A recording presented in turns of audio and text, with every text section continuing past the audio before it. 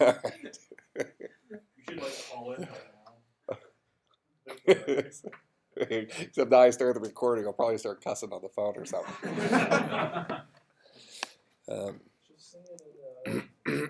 Okay. So last time we were talking about standards, right? Did we start talking about that? We talked about what makes a compiler a good compiler. We definitely talked about standards because Martin said he had none. Okay, definitely talked about standards. Oh, so we kind of talked about what was the reason for standards. Why do we have these guys, right? Okay, so well, really the punchline is so we have a consistent way of dealing with certain interfaces, and that's one of the things that we rely on in here. Well, I guess we're going to find out how reliable it is because we're going to be looking at the standard Unix libraries for interacting and standard system calls for a Unix operating system for interacting with the operating system, and these should translate to Linux as well. They should also be on your Mac because your Mac is actually a Unix operating system, so any of these things should work down in the lab down there as well. And any hosted Linux or Unix systems, for instance, like Cloud9 is something I might point some of you to if you don't already have a Mac or something. These should work on there as well. Should. Okay, so so we're going to find out exactly how well some of these different distributions adhere to the standards, and we'll figure it out. I don't think we need to go that far. It'll be fine. Okay, so that's the point of standards, is so that we can interface with things that are compatible with, in our next comment here, this thing called POSIX. So this is the portable operating system interface that Unix follows and Linux has chosen to follow, and POSIX has gone through a couple of different iterations over the years. So the idea is that there is this thing called the POSIX standard, and there's actually several different standards. It's in the book, a picture of, do I have the book up here? Is this it? Yeah. There is a picture, I think, of the standards thing. Oh, it's got to be earlier than that. I assume everybody read chapter 1? Yeah, here's the standards thing. So this guy. So this is the picture of standards.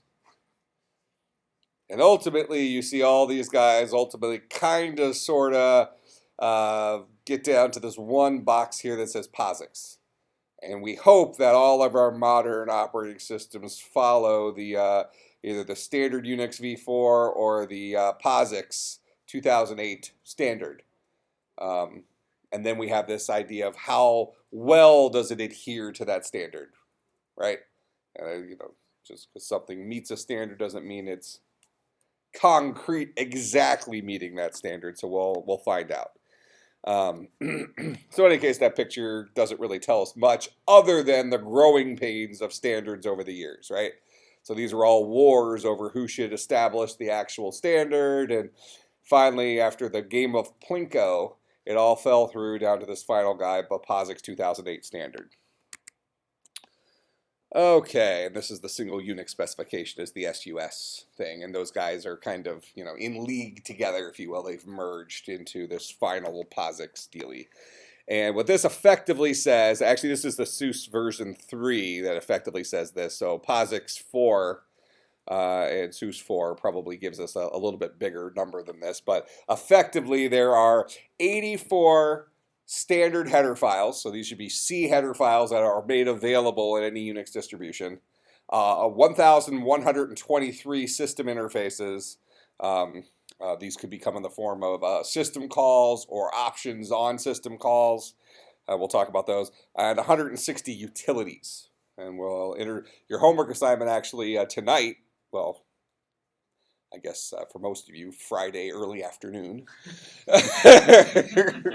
will be to look at and define a couple of very common Unix utilities that maybe some of you will find be pleasantly surprised that these actually existed on your Mac already, and at some point in your past, you may have found this helpful to solve some problem that you had to kind of come up with some sort of weird solution for.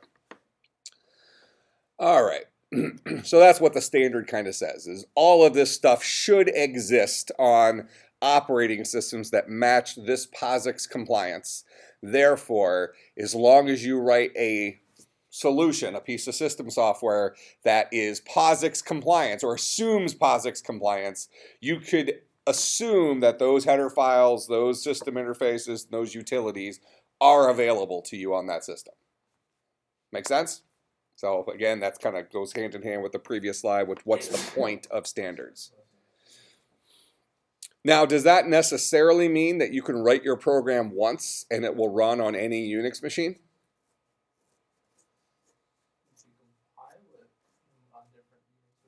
Okay, so writing it once should indicate that it should at least be close to compiling on multiple Unix machines. Because this doesn't necessarily dictate which compilers you can use and how things are linked and that kind of stuff. We'll talk about some of that here in a few minutes. But the idea should be, if you write it as close to the standard as possible, or only rely on things that meet the standard with, let's call it, minimal work, that program should work on any operating system, any architecture.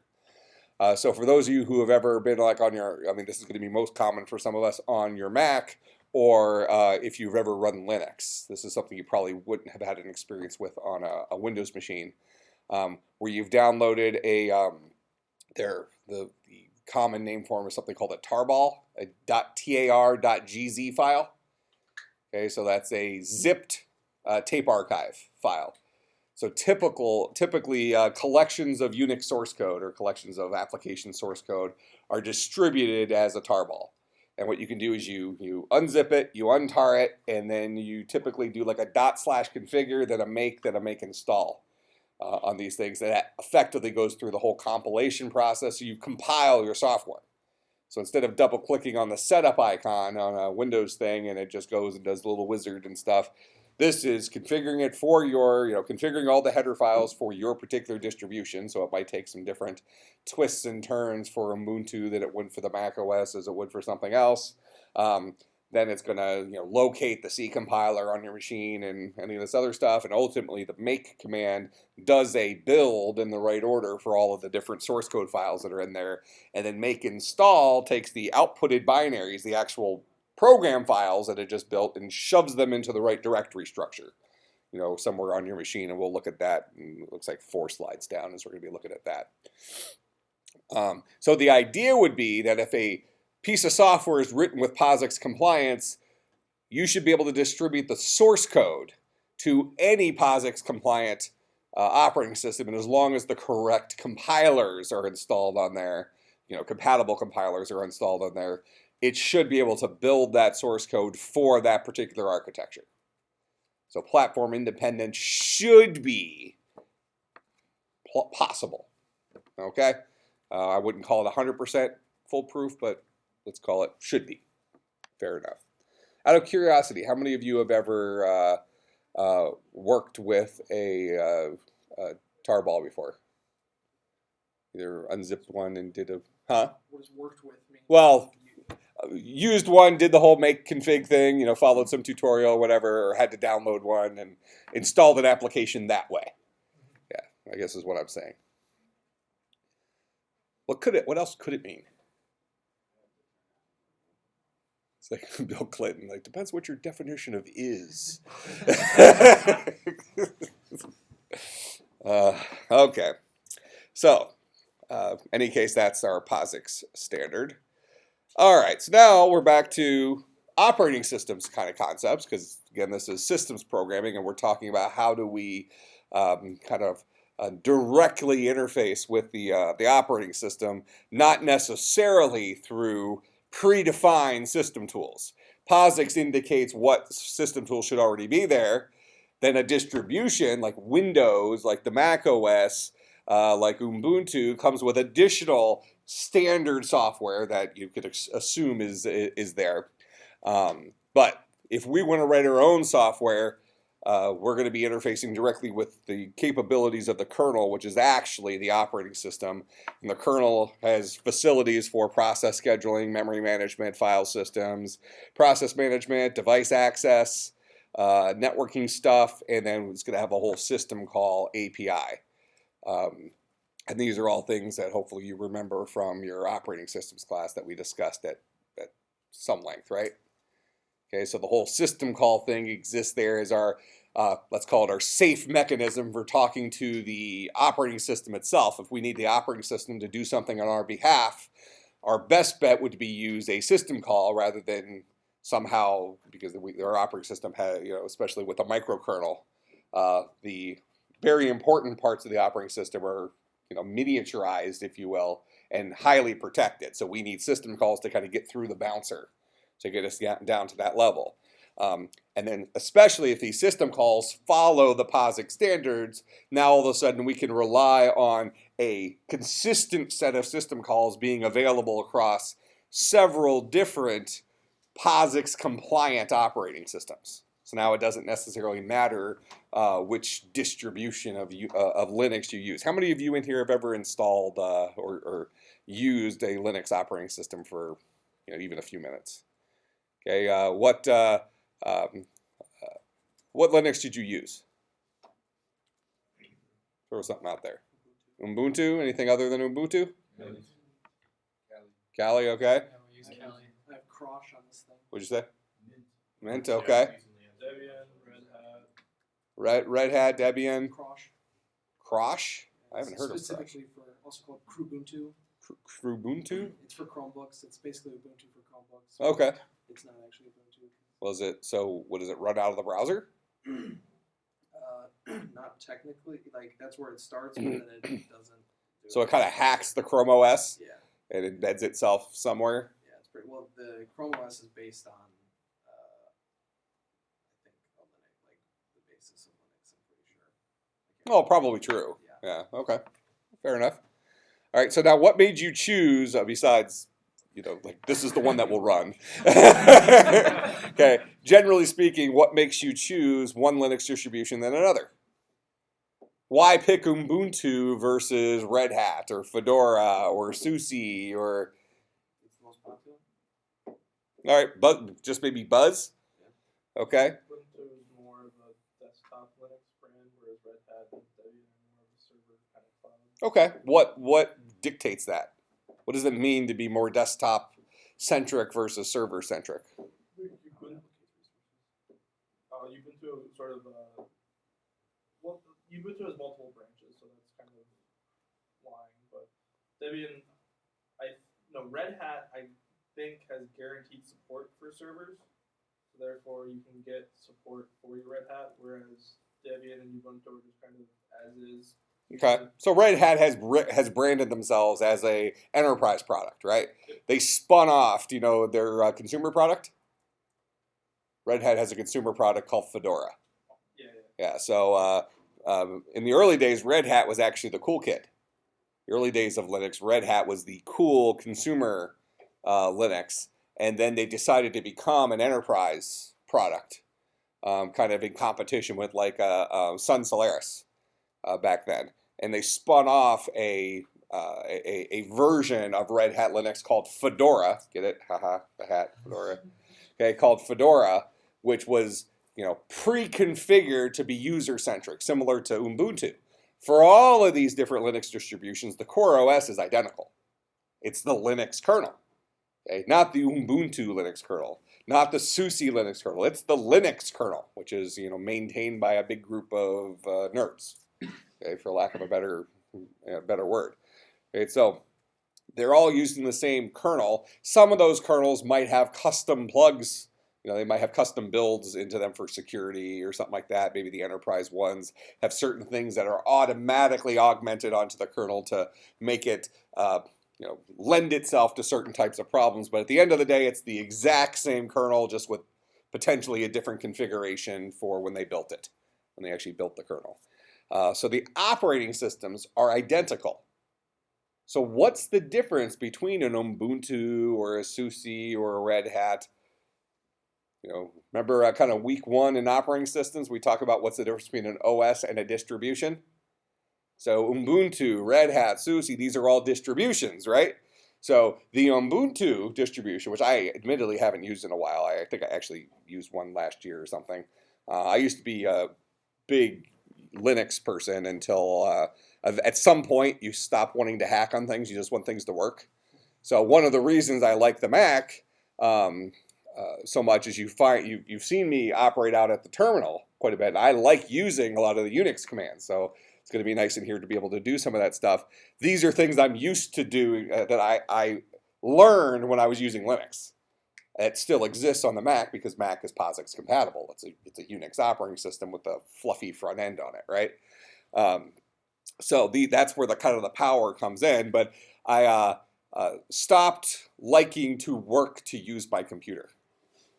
Okay, so that's so early on, it's cool to learn about Linux because it was hard work to use your computer. The Linux today is different than the Linux when I first started using it. When I first started using Linux, to install Linux was a pretty big task. And once it was installed, you had a command line where the entire screen was this. It was this guy.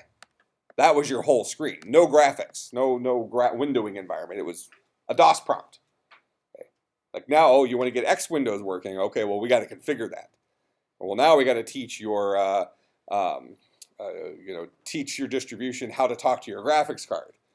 Well, back then, it was, like if you look at this chart for when these different standards came about, I was using Linux kind of up in this up in here. So these standards weren't quite as overarching back then. So yeah, getting support for your graphics card and stuff like that was problematic. I would assume that it's fairly rare nowadays for you to install Linux on a computer and for it not to automatically have a windowing environment working. It used to be back here in the, let's call it, mid 90s, that you were basically a rock star if you had Linux running on a laptop. That was like an impressive thing because laptops had extremely proprietary hardware back then. But in any case, I don't like to work for my food anymore. So that's why I have moved away from using Linux on a daily basis. But I think Macintosh is kind of the next best thing because you can just use a terminal whenever you want.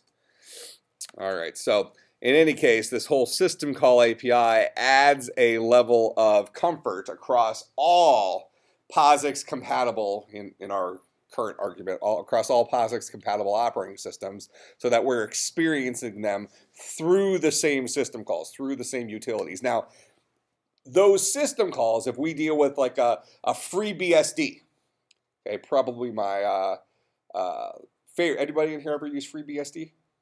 Or BSD, either one. Berkeley Standard, Damon. Okay, so obviously much better than Linux. Okay, it's all the same crap. Okay, these are all open source rip-offs of Unix. Is what all this stuff is. Every Linux distribution, everything that says free in front of it, dealing with Unix, they're all, hey, Unix was a good idea and it was proprietary and it cost a lot of money, so let's go ahead and rip it off and build up our own code base that everybody can use. And then it became popular when it didn't cost money. Okay, so the reason I like FreeBSD has nothing to do with the operating system. It has to do well, two things. One, I like the mascot, the little demon, the FreeBSD devil. Seen that guy? I'm a little concerned about doing a Google search for it because I think there might be a secondary market for. Some other things possibly. And then the Linux, you got the Linux Penguin, which is kind of boring, right? But whatever. An apple? You gonna say an apple is more exciting than a penguin? No, I'm not arguing that Apple's exciting. I'm arguing that I've become more boring. All right. Yeah. And that was first page.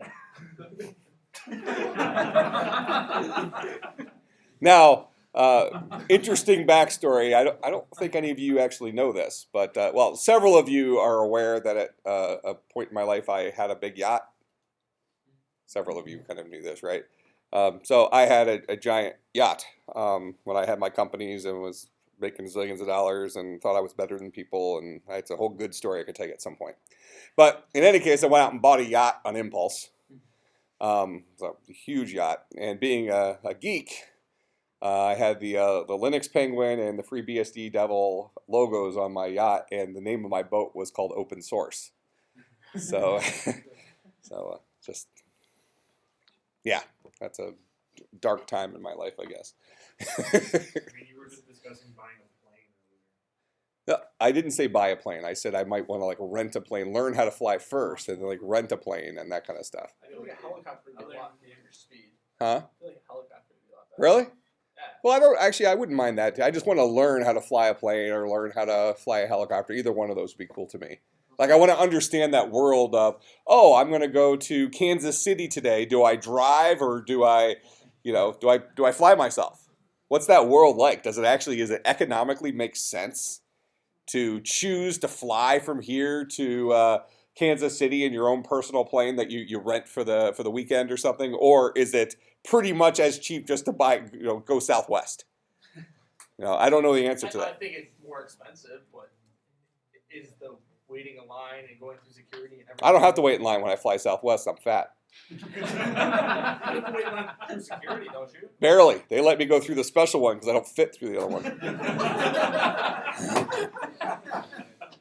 And there's about a 98% chance they have to manually scan under the gut, too. Something always fires down there. I have a fat density issue. You just need to write a book on all the perks of being fat. It would actually be a really entertaining book. Not just perks, but like the things that people don't think about being fat. Just the whole, across the board, all the stuff. It'd be a bestseller. It really would be, because it's one of those, like, pun intended, I guess. It's like a bathroom book where like everybody can relate at some level. Nobody talks about that stuff. But everybody has a funny bathroom story at some level, at some point during their life, right? Or, I mean, I have multiple ones per week. But so, like I said before, I'm most, what's it? Not shy. The first thought that came to mind was the whole cocooning thing at that place in Chicago. For those of you who don't know the story, now you're like wondering what the heck. Okay, so. If you don't know the story, it's worse than what you probably See, now there's coupling. Coupling was pretty good.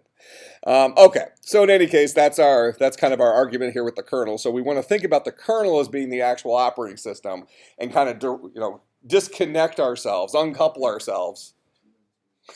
See, Wert's not even paying attention. You missed it. I integrated uncouple ourselves into the lecture, and you missed it. Way to miss it, Jane. Evan was talking. I didn't hear you. I just said it, and you missed it. And Evan just talked. The All right. first time I just talked all class. So, in any case, stop thinking about operating systems in terms of the distributions. So it doesn't matter whether it's Ubuntu or Red Hat or Fedora or whatever these things are. The fact that it's a Linux distribution means that it's built on it's a selection of pre-installed software that lives on top of the Linux POSIX compatible kernel. Okay, the FreeBSD operating system and any other flavor of OpenBSD, which is another open version of Unix operating system. In fact, Mac OS is based on top of OpenBSD. I thought they called FreeBSD. Was it open? OpenBSD, FreeBSD has a different license. Apple couldn't have sold it. But in any case, don't give Apple credit for the operating system. First, give Next Computers credit for the operating system, and then don't give Next Computer credit. Give OpenBSD credit, because they built a distribution that we've called the Mac OS on top of a core kernel, which is based on OpenBSD, which is a POSIX compatible kernel. That makes sense?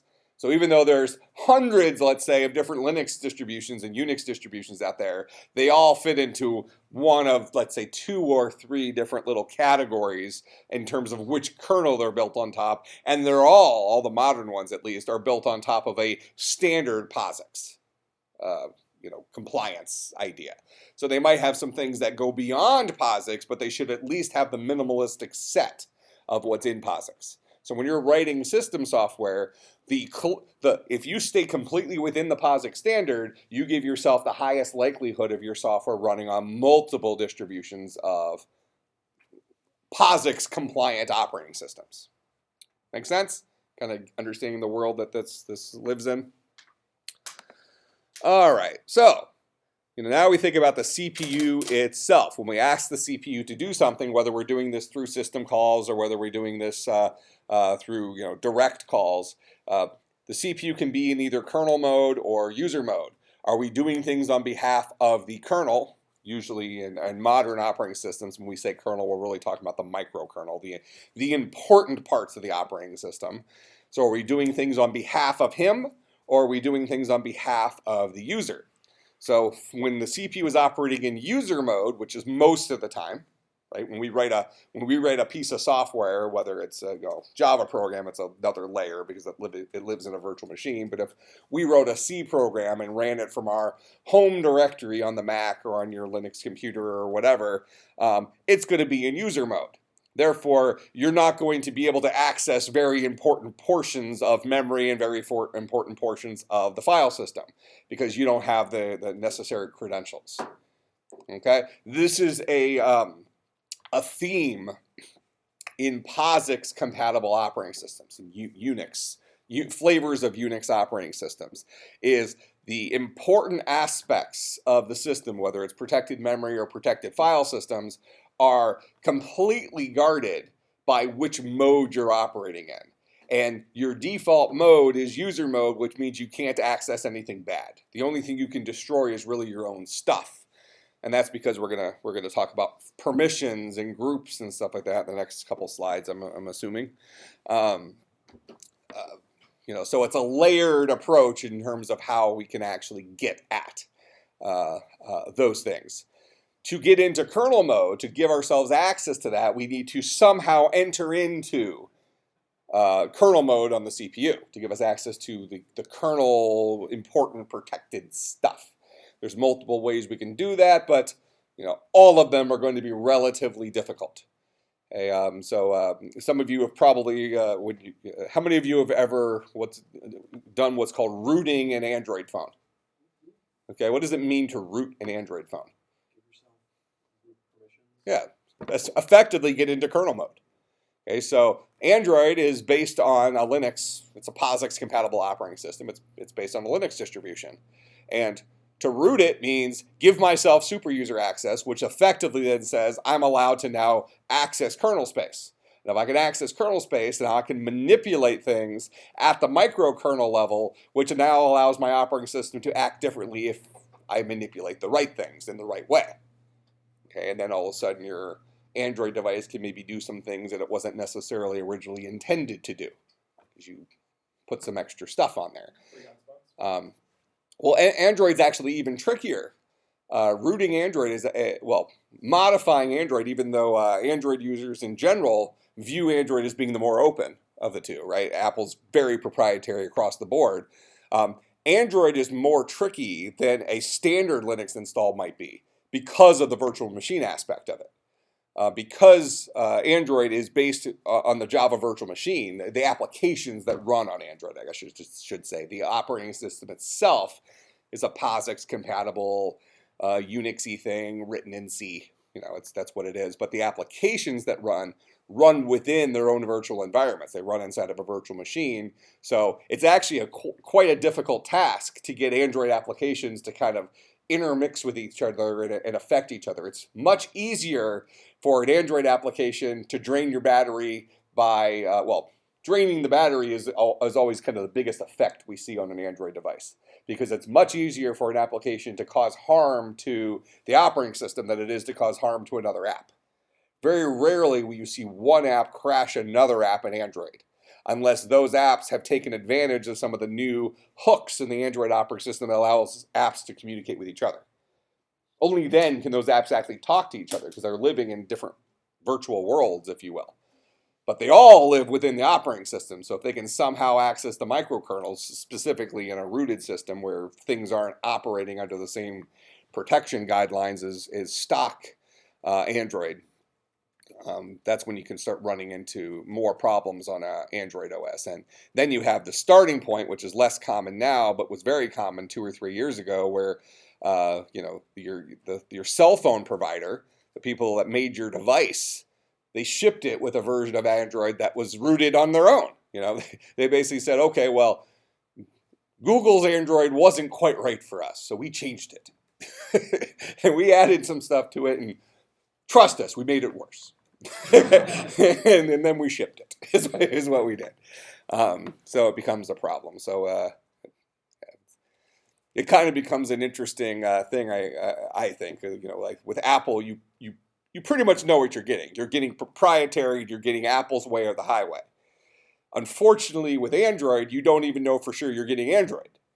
You're getting some facsimile or some modification of Android based on the druthers of the people selling you the phone. That's less true today.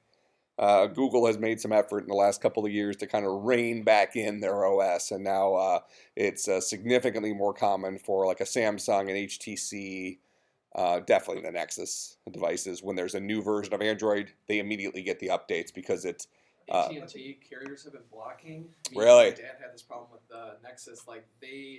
Literally, it does not let you get the update if you have an AT&T SIM card in. So you have to take it out. That's reset terrible. it, and then it'll. Well, so now the enemy's the carriers, right? Yeah. What are you gonna do? But in any case, Google's done what they can do, I suppose. Yeah, they just gave too much free reign to the providers. Yeah, and that's easy to do, though. I mean, when you're trying to establish yourself in the market, in the early days, Apple owned the market. It was really Apple and I guess back then it was Apple, BlackBerry, and then you really had Windows Mobile still, and the Palm, Palm OS, Palm Trio was a huge successful phone. So as Apple was kind of killing those off, that's where Google hurried up to insert itself into that war.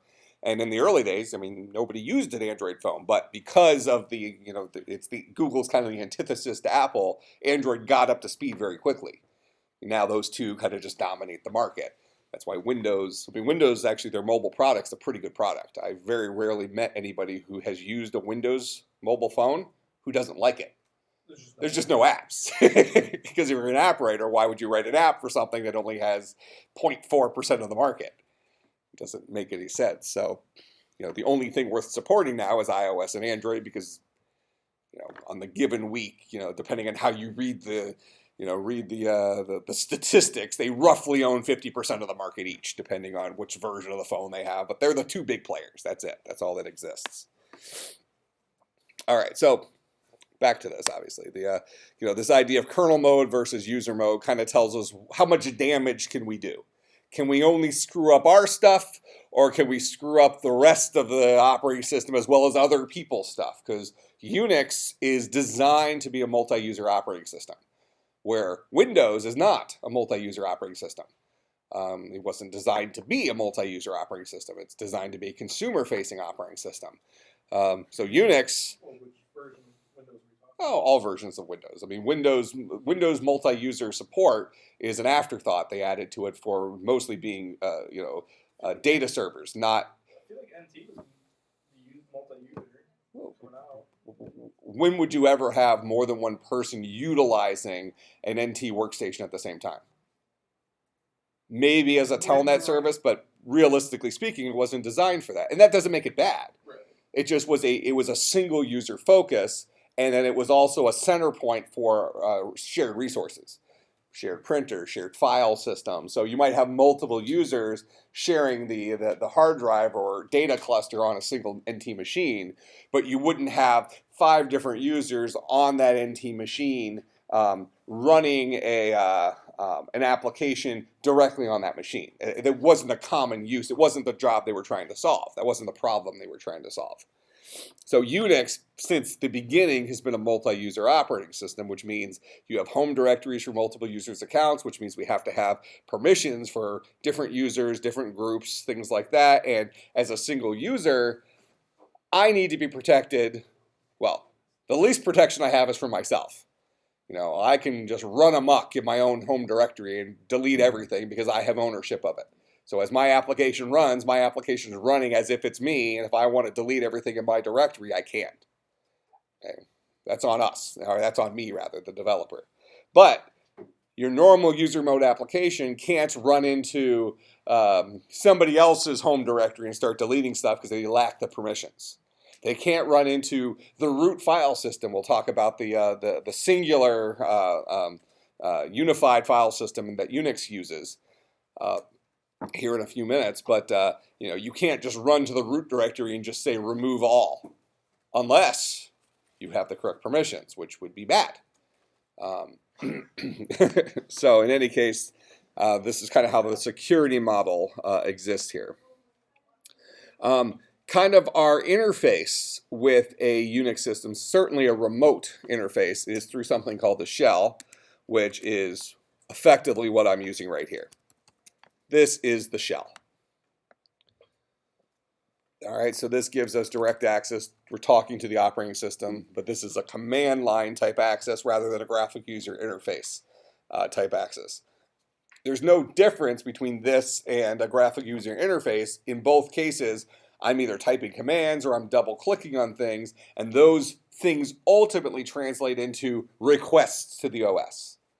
All right, but I think you're going to be surprised, well, hopefully you'll be surprised at how much power you could achieve from the command line. Significantly more than you can from any graphic user interface. Because when somebody's designing a graphic user interface, they can only give you features as much, they can only give you as many features as they're willing to write GUI applications for, or GUI front ends for. Yet there's a zillion utility applications that are built into all POSIX compatible operating systems that allow you to accomplish some really cool stuff. And we'll talk about a few of them here in a second. Your homework assignment will be to look into those. Some of the more popular ones, I guess I'd say. All right, but here's kind of our history of our shells. Kind of the original shell was called the Bourne shell, SH. Then we had the CSH shell, KSH shell, and Bash. This is the Born Again shell. This was from Linux. They came up with this. Just thinking about these as kind of evolutions. At the end of the day, each one had its own kind of built-in scripting programming language. So each shell has a C-esque looking scripting language associated with it. So if you wrote a Bash shell script program, you would use Bash's scripting language. If you use an SH one, you would use their scripting language. They all look kind of like C. All right. At the end of the day, the biggest difference would be this. The move from SH to Bash, that evolution, allows you to press the up arrow. Okay? Wow. If you are on an SH and you try to press the up arrow, it gives you weird symbols. In fact, actually, I bet you that's abstracted out here. So let's go to the SH shell. Oh, see, I can still go up. So it's not even a thing anymore. It's garbage. So let's just say the shell doesn't matter. Different shells lend themselves to different things, but it's just different people's take on what is the correct default way that we're going to interface with the actual operating system. So we can think of it as being similar to the Macintosh GUI versus the Windows GUI versus, if you've used Linux, the 30 different graphic user interfaces you get to choose from on the Linux side of things. GNOME, KDE, all the other ones that are that have mocked themselves after those, that kind of stuff. All right. So these are your shells. These are kind of our entry points into the OS. This is where we'll be doing our attacks. And when we write our software, we'll be doing it from the shell, or ultimately running it from the shell, that kind of stuff. All right, we have this concept of permissions. So permissions happen at the user level, at the group level, and then if you want to have the full-on support, you get the super user level. So if we kind of come out here, I'll just go to my home directory here, and I'll do an ls-a, let's see, ls-l. So here's all the files in my home directory. Let me blow this up a little bit. So notice over here, is there something funny out there? What's up? Talking about Bash. Kill that Java? You said the only thing that changed is that you can use the up arrow. Yeah. Like, the only thing that's changed is everything. All right, so over here, this is the permissions for this particular file. So here's a hello.c file. This is when it was created, all this other jazz. This is the group that owns it. This is the user account that owns it. And this is the permissions.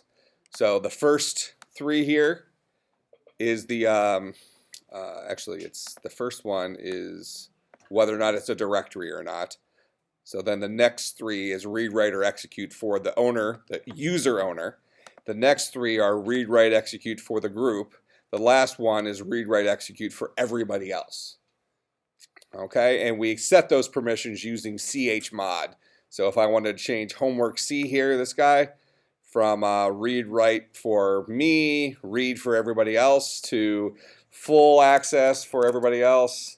What was that? Hello.c, that guy? That's spelled wrong. I think that's spelled the same as I have it up here, right? That's special. All right. So then if I run that again, here's that guy now. Everybody's got full permissions. So it doesn't matter whether you're the owner, whether you're in the group, or whether you're just some Joe Schmo that found their way into this directory, you can do whatever you want to this file. All right, if I change it to 700, now only I, the owner of it, have any permissions on that file. So on and so forth. Go ahead. So does it treat every group of three, the read, write, execute as a binary? It's 753. I think you can make it just execute. I think 300 will make it executable. Oh, am I going to lose access to that file if I do that? Well, Does it matter? Oh, let's write and execute. Yeah, it's binary. It's a binary number for it. So let's set this back to something. 755 is pretty common. That's read and execute for everybody and write for you. So if I want other people to be able to view the file and as well as run it if it's a program, you need to make it executable. But for me, I can do whatever I want with it. All right, and then the first thing is whether or not it's a directory. All right, so that's kind of permissions in a nutshell. We have permissions associated with users, groups, and then super user. We can become the super user. So I can type su, then put in the oh, it doesn't let me become root in the Mac. Protects you against becoming root. So actually, I can run a command as the root user by saying sudo. So I can say Java. Let's just do test. I don't even know what that file will do. So this is saying I want to sudo do it as root, do it as super user. I can go ahead and run this program. It'll ask me the super user's account, and it'll go ahead and run that for me. I don't know what that guy was doing, but whatever. So you can run applications as if you're the super user, but Apple won't let you switch over to be the super user as a general rule. so you can't change that, I'm guessing? It's probably a way to hack it. But, you know, punchline is that anything you want to do as a super user, they make you do it as a one-off. So I want to do this as a super user, great. Request super user privileges when you do that. I want to do this as a super user, request super user privileges when you do that, so on and so forth. All right, so here's a single directory hierarchy for a Unix machine as opposed to a Windows machine, which uses a directory hierarchy per hard drive. Okay? If you have 10 hard drives somehow hooked into a Unix machine, the file system will bridge across all of those 10 hard drives. Those hard drives will actually exist in one of these subdirectories. You'll have your way of accessing the stuff on that hard drive in one of the subdirectories. The file system governs across all of those hard drives. All right, so the slash would be akin to like the C prompt, you know, the C directory on a Windows machine. But if you have a C and a D drive on a Windows machine, Unix, you still only have a single slash, just a single directory hierarchy. Okay, and we'll talk about some of these, but this is where some binary files go. This is where boot stuff goes, like which kernel to unpack. This is where a lot of configuration files live in the etc directory. Home directory is where, you know, different home users live, and then user stuff is a lot of the user level kernel commands live there, and then it goes bigger than that, I guess. Okay, so then we have generic, I guess, file types. So everything in Unix is thought of as a file. Okay, which is good because that allows us to have a consistent way of dealing with these guys. We use these things called file descriptors. So whether we're doing I/O on a directory, I/O on a file, or I/O on a socket over the internet, we use the same system calls, okay, because we access all of those through a file descriptor. So files can exist as data files, so just regular plain, ANSI data files. They can be devices, so our access to a device, an I/O device, would be through a file. We would treat it as if it was a file. A pipe, which is a local communication channel between multiple programs, so kind of like a socket, but doesn't go out over the internet, it's just within the machine. Socket goes out over the internet. Directories are also treated as files. And then we have these things called symbolic links, which we'll talk about quite a bit, but for right now, just think about them as pointers to other files in other directories. So just like a pointer in any of our programs, if I want to talk about a file that's 9 directories over, I can create a local pointer that I can open here, but it actually is having me talk to the guy over there. It's just a pointer to that file. Yeah, shortcut's fine. That's fair enough. Let's see, current working directory. Yeah, let me just get, we'll start at current working directory next time, but I want to just jump down to this thing right here. So next time we'll kind of start talking about programs a little bit, but for your homework assignment, I have you look at these 7 common Unix commands. These are commands that will be available on any distribution, any POSIX distribution. Cat, grep, tr, sort, wc, sed, and awk. So I want you to tell me what each of these guys does, and then to give me an example of a problem that they would be beneficial, that they would help solve. Make sense? You're going to find tons and tons of stuff on these on Google. These are very, very, very common. All right, questions, comments, concerns, bribes? All right, I'll see you on Friday.